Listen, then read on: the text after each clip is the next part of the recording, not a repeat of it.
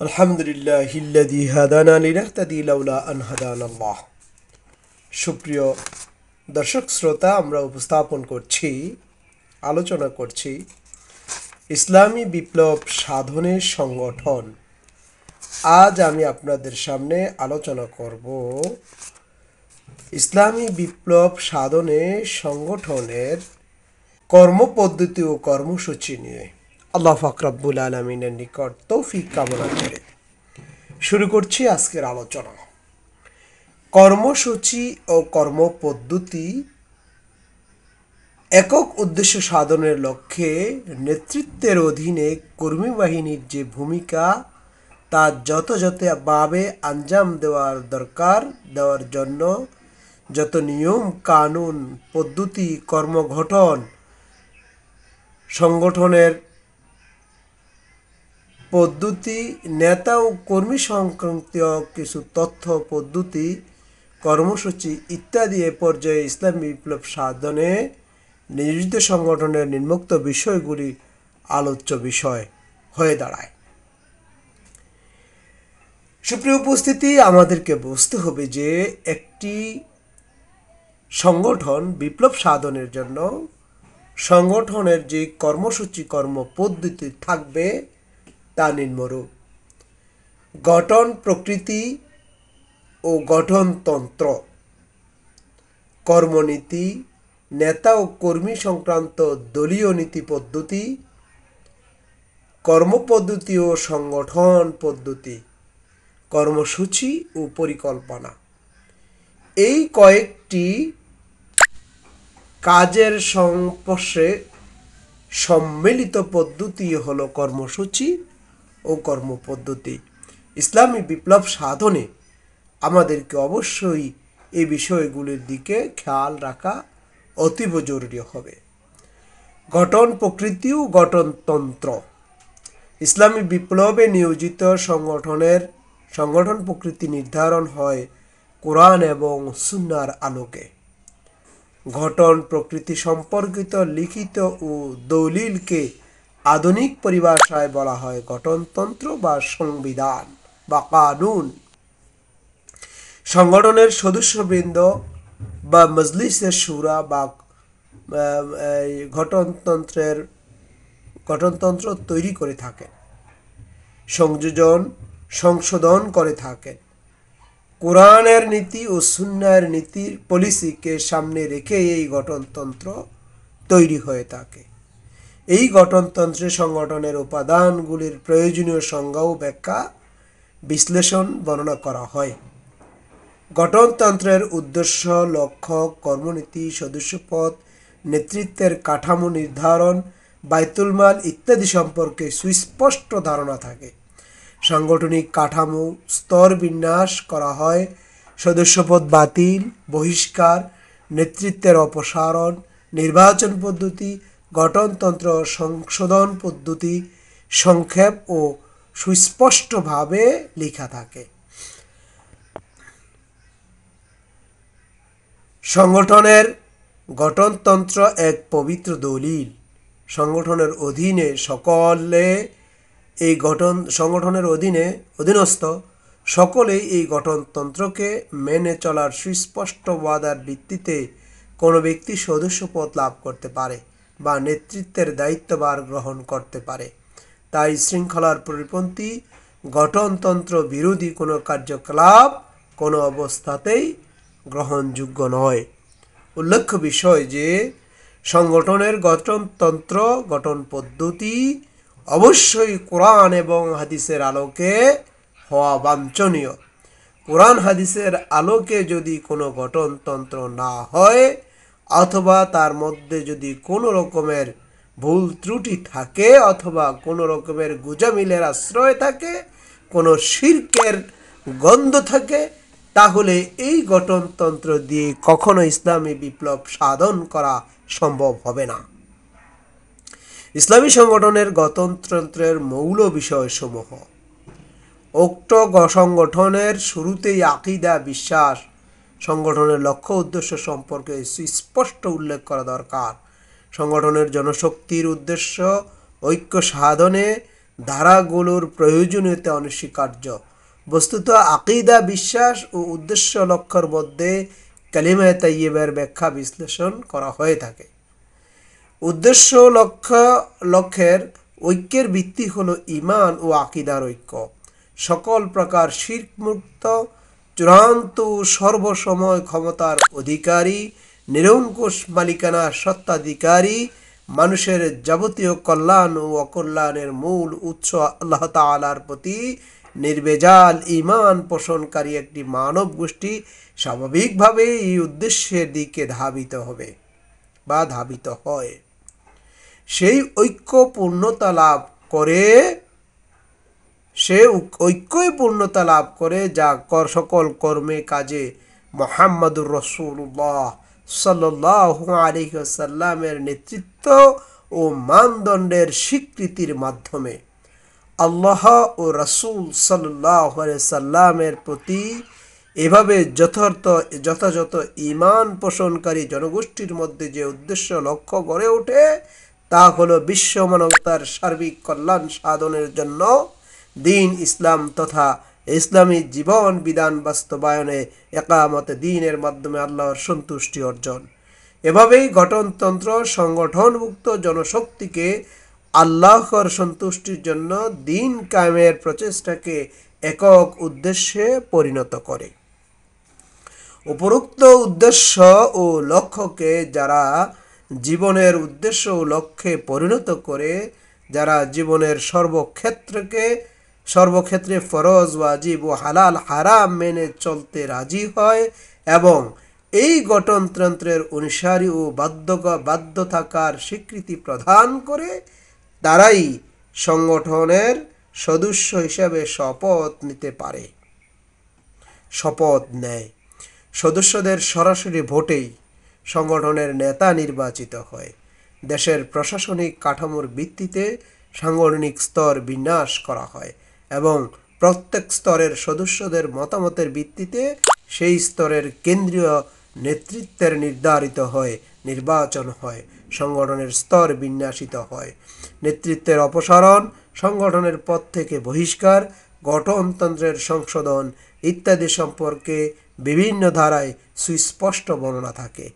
সংগঠনের গঠন ও পরিচালনার ক্ষেত্রে গঠনতন্ত্রে লিখিত সকল বিষয়কে ভিত্তি করেই কার্যক্রম পরিচালনা করা হয়। কর্মনীতি। ইসলামী বিপ্লবে নিয়োজিত সংগঠনের কর্মনীতি কোরআন সুন্নাহর আলোকে নির্ধারিত হয়। ইসলামী বিপ্লবের লক্ষ্য অনিসলামিক সরকারের পরিবর্তন ঘটিয়ে সামাজিক ও রাষ্ট্রীয় ক্ষেত্রে আমূল পরিবর্তনের উদ্দেশ্যে একটি ইসলামী সরকার গঠন করা। সরকার পরিবর্তনের কয়েকটি পদ্ধতি হতে পারে: 1. সশস্ত্র বিপ্লব, 2. নিয়মতান্ত্রিক আন্দোলনের মাধ্যমে নির্বাচন, 3. গণ অভ্যুত্থান। 1. সশস্ত্র বিপ্লব সংগঠিত হয় কতিপয় অস্ত্রসজ্জিত লোকের গোপন সংগঠনের মাধ্যমে। বন্দুকের নলের জোরে ক্ষমতাসীনদেরকে উচ্ছেদ করে বিপ্লবী সরকার গঠিত হয়। ইসলামী বিপ্লবের ধারায় কোনো কালে এই ধরনের ছিল না। ইসলামী বিপ্লব এইভাবে কোনোদিন অস্ত্রের মুখে সংগঠিত হয়নি। নবী রাসূলগণ প্রকাশ্যভাবে ক্ষমতাসীন মহলকে ইসলামী বিপ্লবের দাওয়াত দিয়েছেন। কোনো নবী গোপনে সংগঠন কায়েম করে অস্ত্রের বলে ক্ষমতাসীনদের ক্ষমতা থেকে ক্ষমতা ছিনিয়ে নেয়নি।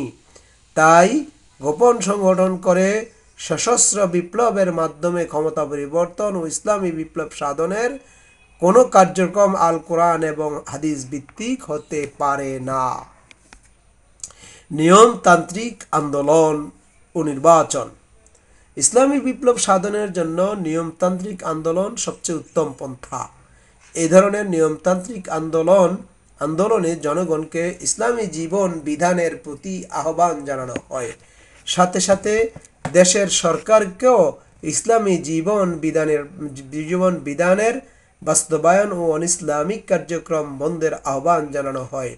নবী রাসূলগণ তদনন্দিন প্রতিষ্ঠিত হুকমত ও নেতৃত্বকে জীবনের সর্বক্ষেত্রে আল্লাহর দাসত্ব ও নবীর অনুগত্যের আহ্বান জানান। প্রতিষ্ঠিত হুকুমত ও নেতৃত্ব সে ডাকে সাড়া দেয়নি, বরং চরমভাবে নবীর বিরোধিতা করেছে, ষড়যন্ত্রে লিপ্ত হয়েছে, নবীর মিশনকে নির্মূল করার জন্য সর্বাত্মক চেষ্টা চালিয়েছে। সে অবস্থায় নবী রাসূলগণ নিয়মতান্ত্রিকভাবে দেশের জনগণকে এ দাওয়াতে উদ্যুক্ত করতে সচেষ্ট হয়েছেন এবং যারাই তার ডাকে সাড়া দিয়েছে তাদেরকে তিনি সংঘবদ্ধ করে গড়ে তুলেছেন। এভাবে জনগণকে সাথে নিয়ে বরং তাদের ত্যাগ, তিতিক্ষা ও কোরবানির বিনিময়ে ইসলামী বিপ্লবকে সাফল্যমণ্ডিত করেছেন, কায়েম করেছেন নবীর নেতৃত্ব। আজকেও জনগণকে সাথে নিয়ে ইসলামী বিপ্লবকে সাফল্যমণ্ডিত করার উদ্যোগ নিতে হবে। এরই জন্য প্রয়োজন নিয়মতান্ত্রিক আন্দোলন। যেসব দেশে গণতন্ত্র ও নির্বাচন ব্যবস্থা চালু আছে সেসব দেশে নিয়মতান্ত্রিক আন্দোলনের মাধ্যমে ইসলামী বিপ্লবের কর্মসূচি বাস্তবায়ন করে জনগণকে বিপ্লবের সক্রিয় সহযোগী শক্তিতে পরিণত করতে পারলেই ইসলামী বিপ্লব ত্বরান্বিত হবে। সেক্ষেত্রে নির্বাচনের মাধ্যমে বিপ্লবের পক্ষে গণরায় লাভ করা যাবে। জনগণের ভোটের মাধ্যমে ইসলামী বিপ্লবে নিয়োজিত নেতৃবৃন্দ জনপ্রতিনিধি হিসাবে নির্বাচিত হয়ে সরকার গঠন করবে। ৩. গণ অভ্যুত্থান।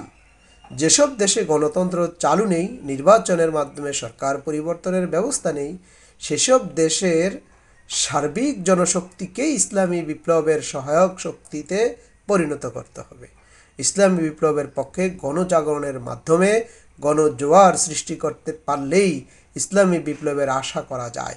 অবশ্য প্রতিষ্ঠিত রাজশক্তি বা ইসলাম বিরোধী শক্তির চরম নির্যাতন, হয়রানি, জেল জুলুম, সশস্ত্র আক্রমণ, সাদাত ইত্যাদি ইসলামী বিপ্লবের পথে আগলে দাঁড়াবে। এসবকে মোকাবেলা করেই ইসলামী বিপ্লবকে এগিয়ে নিয়ে যেতে হবে। প্রতিষ্ঠিত সরকারের বিরুদ্ধে ব্যাপক গণ অসন্তোষ সৃষ্টির মাধ্যমে জনগণকে ইসলামের পক্ষে একটি বিপ্লবী শক্তিতে পরিণত করতে পারলেই গণ অভ্যুত্থান সম্ভব। গণতান্ত্রিক পদ্ধতিতে নিয়মতান্ত্রিক পন্থায় নির্বাচনের মাধ্যমে ইসলামী সরকার গঠন গণ অভ্যুত্থানের মাধ্যমে ইসলামী বিপ্লবী সরকার গঠনের চেয়ে কম কঠিন। গণতান্ত্রিক ব্যবস্থায় নির্বাচনের মাধ্যমে অধিকাংশ জনগণকে সমর্থক শক্তিতে পরিণত করতে পারলেই নির্বাচনে সংখ্যাগরিষ্ঠতা অর্জন করা যেতে পারে, কিন্তু গণ অভ্যুত্থানের ক্ষেত্রে ব্যাপক জনগণকে সংগঠিত করা ছাড়া গণ অভ্যুত্থান করা সম্ভব নয়। অবশ্য গণতন্ত্র যদি সত্যিকার গণতন্ত্র না হয়ে একনায়কতন্ত্র, সামরিকতন্ত্রের অধীনে গণতন্ত্রের মহড়া হয়, নির্বাচন যদি হয় পক্ষতুষ্ট, ব্যালট ডাকাতি আর মিডিয়া ক্রু ইত্যাদি যদি নির্বাচন ব্যবস্থায় চালু হয়ে যায়, সেক্ষেত্রে ইসলামের বিপ্লবের সমর্থক গোষ্ঠীকে এই পরিমাণ শক্তি অর্জন করতে হবে যাতে করে জোর করে নির্বাচনে জবরদস্তি, ব্যালট ডাকাতি, মিডিয়ার ক্রুর মতো অনাকাঙ্ক্ষিত কার্যক্রম প্রতিহত করা যায়। গণ অভ্যুত্থান সম্ভব হলে নির্বাচনে অনাকাঙ্ক্ষিত কার্যক্রম বন্ধ করা কঠিন হবার কথা নয়। তাই যেসব দেশে নির্বাচন ব্যবস্থা চালু আছে সেসব দেশের জনগণকে ইসলামী বিপ্লবের সহায়ক শক্তিতে পরিণত করে নির্বাচনের মাধ্যমে ইসলামী বিপ্লব সাধনের উদ্যোগ নিতে হবে। আর যেসব দেশে নির্বাচন ব্যবস্থা চালু নেই, রাজতন্ত্র, একনায়কতন্ত্র, সামরিকতন্ত্র, জাতীয় স্বৈরাচার শাসন চালু রয়েছে, সেসব দেশের জনগণকে সংগঠিত করে গণ অভ্যুত্থানের মাধ্যমে ইসলামী বিপ্লব সাধন ব্যতীত কোনো বিকল্প ব্যবস্থা নেই। দলীয় নীতি পদ্ধতি। ইসলামী বিপ্লবে নিয়োজিত সংগঠনের কিছু নীতিগত পদ্ধতি অনুসরণ করে চলতে হয়। নেতা কর্মীর সমন্বয়ে ব্যক্তিগত গুণাবলী ছাড়াও কতিপয় জরুরি দলীয় গুণাবলী থাকা প্রয়োজন।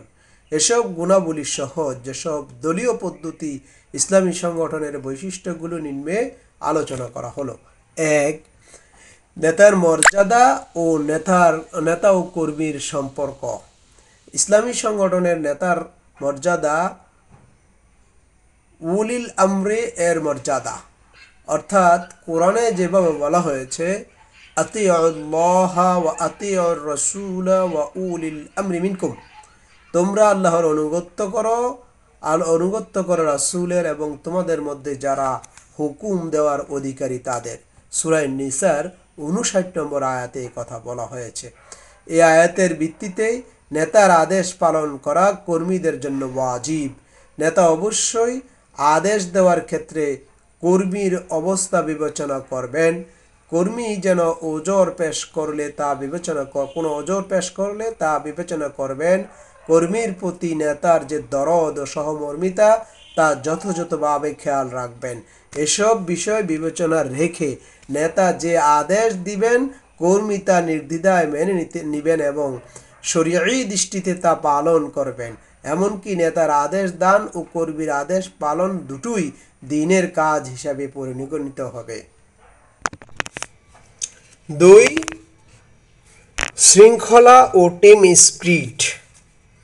সংগঠনের মানে একদল লোকের একটি টিম। সংগঠন মানে হলো একদল লোকের একটি টিম। এই টিমের অধিনায়ক হলেন সংগঠনের নেতা আর সদস্যবৃন্দ হলেন টিমের সদস্য। নেতা ও কর্মীবৃন্দ যদি স্ব অবস্থানে থেকে শৃঙ্খলা ও আনুগত্যের সাথে দায়িত্ব পালন করে তাহলেই সংগঠন কার্যকর হয়। বিশৃঙ্খলভাবে ফেলে রাখা অনেকগুলি ইটের নাম অট্টালিকা নয়।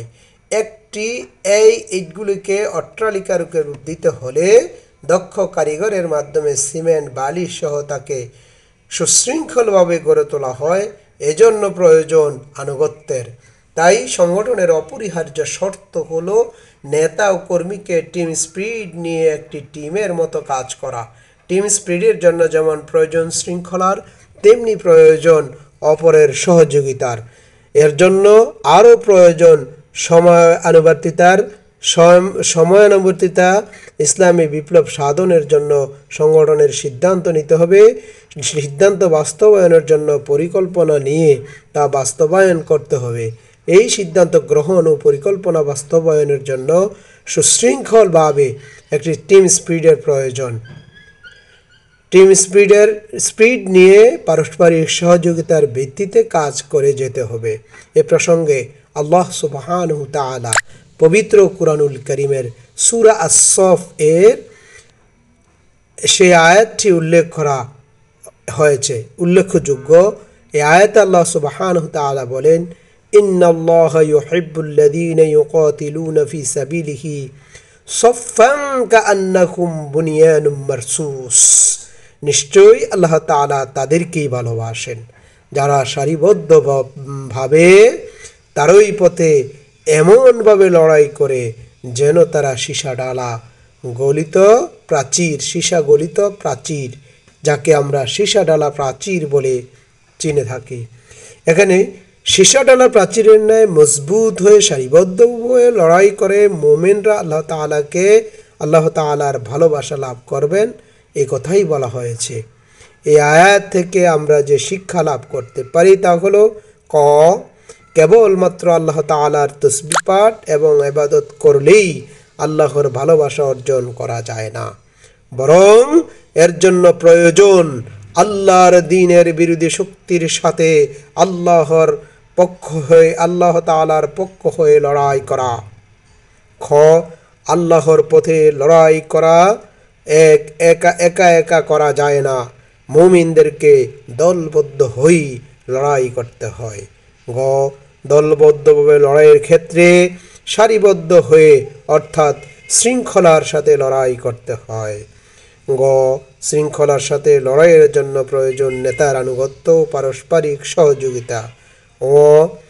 এই সারিবদ্ধ শৃঙ্খলা হতে হবে অত্যন্ত মজবুত ও সুদৃঢ়, যার তুলনা করা হয়েছে সীসা গলিত প্রাচীরের সাথে, যাতে কোনো ফাঁক ফোকর থাকতে পারে না। তাই ইসলামী বিপ্লবে নিয়োজিত সংগঠন হবে অত্যন্ত মজবুত ও শৃঙ্খলা সম্পূর্ণ। ফলে তা একটি চমৎকার টিম স্পিরিট নিয়ে কাজ করবে। 3 হলো পারস্পরিক ভ্রাতৃত্ববোধ ও ভালোবাসা। ইসলামী আন্দোলনের কর্মী এবং নেতার মধ্যে কোনো কর্মচারী অথবা বসের ভূমিকা থাকবে না। যে মজবুত শৃঙ্খলা ও টিম স্পিরিটের কথা পূর্বে আলোচনা করা হলো, তার জন্য পূর্ব শর্ত হলো সংগঠনের অন্তর্ভুক্ত সদস্যদের মধ্যে পারস্পরিক ভ্রাতৃত্ববোধ থাকতে হবে, পারস্পরিক ভালোবাসা, সৌহার্দ্য, সহযোগিতার সম্পর্ক থাকতে হবে। উদ্দেশ্যের ঐক্য যদি যথার্থ ও মজবুত হয়, তাহলে এই ধরনের মজবুত সম্পর্ক সৃষ্টি হওয়া সম্ভব এবং স্বাভাবিক। বিক্ষিপ্ত ইটগুলো যেমন একটি কারিগর সিমেন্ট বা বালি দিয়ে পানি মিশ্রিত করে পরস্পরে একে অপরকে মজবুত করে দেওয়াল গড়ে তোলে, সংগঠনের সদস্যদের মধ্যেও তেমনি উদ্দেশ্যের ঐক্যের ফলে ভ্রাতৃত্ব ভালোবাসার এক মজবুত সংগঠন গড়ে তুলবে। আল কোরআনে আল্লাহ সুবহানাহু ওয়া তাআলা বলেন, ইন্নামাল মুমিনুনা ইখওয়া, নিশ্চয়ই মুসলমানগণ হলেন পরস্পর ভাই ভাই। ইমানের ভিত্তিতে গড়ে ওঠা এই ভাই ভাইয়ের সম্পর্ক চিরন্তন। ইহকালে সংগঠনের মাধ্যমে যেমন এই সম্পর্ক বজায় থাকে, আখিরাতেও তেমনি আল্লাহ তাআলার সন্তুষ্টি অর্জনের মাধ্যমে চিরসুখী বেহেশতে লাভের কারণে তা অটুট থাকে। তাই মজবুত সংগঠনের জন্য সংগঠনের অধীনস্থ জনগোষ্ঠীর মাধ্যমে ভ্রাতৃত্বের এবং গভীর ভালোবাসার সম্পর্ক অবশ্যই থাকতে হবে।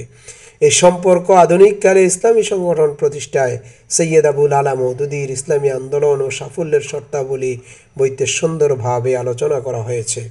কোনো দলের সদস্যের দিল পরস্পরের সাথে একসূত্রে গ্রথিত থাকলে তাই হবে ইস্পাত ও প্রাচীরে পরিণত হয়ে যাবে।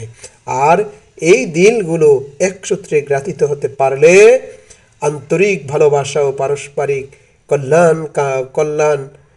কল্যাণাকাঙ্ক্ষা, সহানুভূতি, পরস্পরের জন্য ত্যাগ স্বীকার করা, ঘৃণাকারী দিল কখনো পরস্পরে মিলে থাকতে পারে না। মুনাফিকি ধরনের মেলামেশা কখনো সত্যিকারের ঐক্য সৃষ্টি করতে পারে না। স্বার্থবাদী ঐক্যের পথ প্রশস্ত করে না। আর নিছক শুষ্ক ও নিরস ব্যবসায়িক সম্পর্ক কোনো দৌহার্দ্য ও সহযোগিতার ভিত্তি পরিণত করতে পারে না। কোনো পার্থিব স্বার্থ এ ধরনের সম্পর্কহীন লোকদেরকে একত্রিত করলে তারা নিছক বিক্ষিপ্ত হবার জন্য একত্রিত হয়।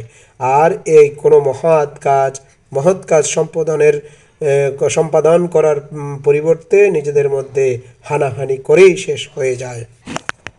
যখন একদল নিঃস্বার্থ চিন্তার অধিকারী, জীবন উদ্দেশ্যের প্রতি প্রগাঢ় অনুরাগী লোক একত্রিত হয়, অতঃপর চিন্তার ওই নিঃস্বার্থতা ও উদ্দেশ্যের প্রতি অনুরাগ তাদের নিজেদের মধ্যে আন্তরিকতা ও ভালোবাসার সৃষ্টি করে, কেবলমাত্র তখনই একটি মজবুত ও শক্তিশালী দলের সৃষ্টি হতে পারে। এ ধরনের আসল ইস্পাত প্রাচীরের ন্যায় অটুট থাকে। শয়তান এদের মধ্যে ফাটল ধরনের কোনো পথই পায় না। আর বাহির থেকে বিরোধিতার তুফান এলো এদের বিরুদ্ধে দাঁড় করালেও এখানে স্থানচ্যুত একটু করা সম্ভব নয়। পারস্পরিক সম্পর্ক। ইসলামী আন্দোলনের কর্মীদের পারস্পরিক সম্পর্ক হবে মধুর সম্পর্ক। কোনো দলের মজবুতি নির্ভর করে তার দলের সিদ্ধান্ত গ্রহণের পদ্ধতির উপর। দলের লোকেরা যদি এক একজন নিঃস্বার্থভাবে সিদ্ধান্ত গ্রহণ করে, তবে তা কোনো দলই হয় না। আবার এক ব্যক্তি বা কতিপয় ব্যক্তি যদি সিদ্ধান্ত গ্রহণ করে দলের উপর তা চাপিয়ে দেয়, তবে সে ধরনের স্বেচ্ছাচারী সিদ্ধান্তের কার্যকর হয় না। বরং দলের সিদ্ধান্ত যদি গৃহীত হয় নির্দিষ্ট নিয়ম নীতি মোতাবেক সংশ্লিষ্ট সকলের পরামর্শের ভিত্তিতে, তাহলে সিদ্ধান্ত হবে যেমন বলিষ্ঠ তেমনি কার্যকর এবং হয় যথাযথভাবে। ইসলামী বিপ্লবের জন্য এমন বলিষ্ঠ কার্যকর সিদ্ধান্তের প্রয়োজন।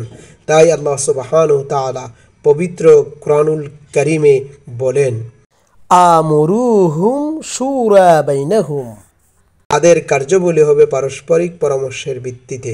বস্তুত সংগঠনের কার্যাবলী পরিচালনার জন্য পরামর্শ অপরিহার্য। সংগঠনের পরিকল্পনাও পরামর্শের ভিত্তিতে প্রণয়ন করা হয়। আর সেই পরামর্শের জন্য প্রয়োজন নির্দিষ্ট নিয়ম নীতি। সংগঠনের গঠনতন্ত্র, পরামর্শের নিয়ম পদ্ধতি লেখা থাকা প্রয়োজন এবং সেই নিয়ম অনুযায়ী গঠিত হওয়া দরকার একটি পরামর্শ সংস্থা। প্রতিটি সংগঠনের স্তরে এই ধরনের সংস্থার সদস্য পদই অকপটে তার বক্তব্য পেশ করে এবং আলাপ আলোচনার পর সংখ্যাধিক্যের মতে যে ফয়সালা হবে তাকে সবাই সিদ্ধান্ত হিসাবে গ্রহণ করবে। এভাবে সিদ্ধান্ত গৃহীত হলে দলের মধ্যে অনৈক্য ও দলাদলির পথ বন্ধ হয়। সিদ্ধান্ত বাস্তবায়নের ক্ষেত্রে সকলের ঐকান্তিক প্রকাশ এবং কোনো সমস্যাকে সকলের হৃদয়ঙ্গম করার যে সুযোগ লাভ করে সিদ্ধান্তকে সকলের সিদ্ধান্ত বলে গ্রহণ করে, এতে পারস্পরিক সম্পর্ক উন্নীত হয়, টিম স্পিরিট বৃদ্ধি পায় এবং সকলে সুশৃঙ্খলভাবে কাজ করার সুযোগ লাভ করে। 5. সিদ্ধান্ত বাস্তবায়ন ও লক্ষ্যে পৌঁছার জন্য অব্যাহত প্রচেষ্টা থাকা দরকার। সংগঠন মানেই হলো উদ্দেশ্য বাস্তবায়নের লক্ষ্যে গঠিত একটি সংস্থা। লক্ষ্যে পৌঁছার জন্যই তার যাবতীয় চেষ্টা সাধনা, তার সকল কার্যক্রম মূল লক্ষ্য হলো টার্গেটে পৌঁছা। এই টার্গেটে পৌঁছার জন্য সংগঠনের বিরামহীন অব্যাহত প্রচেষ্টা চালাতে হয়। ইসলামী বিপ্লব সাধনের কাজ কোনো মৌসুমী কাজ নয়, একে অবিরাম অব্যাহত কাজ। বিভিন্ন সমস্যার প্রেক্ষিতে বিভিন্ন প্রয়োজনীয় সিদ্ধান্ত গ্রহণ ও সিদ্ধান্ত বাস্তবায়ন, রিপোর্ট গ্রহণ ও পর্যালোচনা, পুনরায় পরিকল্পনা ও সিদ্ধান্ত গ্রহণ এবং তা বাস্তবায়নের এমনই ধারাবাহিকভাবে পর্যায়ক্রমে চলে আসে ইসলামী বিপ্লবের কাজের ধারা। সংগঠনের উপর থেকে নিচ পর্যন্ত সদা তৎপর থাকে বিভিন্নমুখী কার্যক্রম।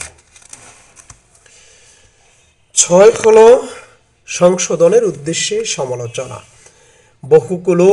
বহু লোকে এক সংগঠনে কাজ করলে কিছু লোকের কিছু ত্রুটি বিচ্যুতি হওয়া, মতভেদ হওয়া, একের কাজে অন্যের মনক্ষুণ্ণ হওয়া অস্বাভাবিক ব্যাপার নয়। কিন্তু এতদা সত্ত্বেও সংগঠনের অভ্যন্তরীণ পরিবেশকে রাখতে হবে সুন্দর ও পরিমার্জিত, গ্রুপিং ষড়যন্ত্র মুক্ত, পারস্পরিক কাদা ছোড়াছড়ি মুক্ত, একে অপরের প্রতি সহনশীল ও উদার। এ অবস্থা তখনই সম্ভব হতে পারে যদি সংগঠনের ভিতর সংশোধনের উদ্দেশ্যে সমালোচনার ব্যবস্থা চালু থাকে। ইসলামী বিপ্লব সাধনে এই আন্দোলনে আম্বিয়ায়ে কিরামদের উত্তরসূরিদের আন্দোলন। আম্বিয়ায়ে কিরাম মহান আল্লাহ তাআলা কর্তৃক পরিচালিত হতেন, তাই তাদের জন্য সহকর্মীদের সংশোধনের প্রয়োজন ছিল না। কিন্তু পরবর্তীকালে সেই সূত্রের রেশ ধরেই ইসলামী আন্দোলনের নেতাদেরকে ভুল ত্রুটির ঊর্ধ্বে মনে করা হয়। তাই ভুল ধরা পাপ এমন ভাবা শরীয়তের দৃষ্টিতে জায়েজ নয়।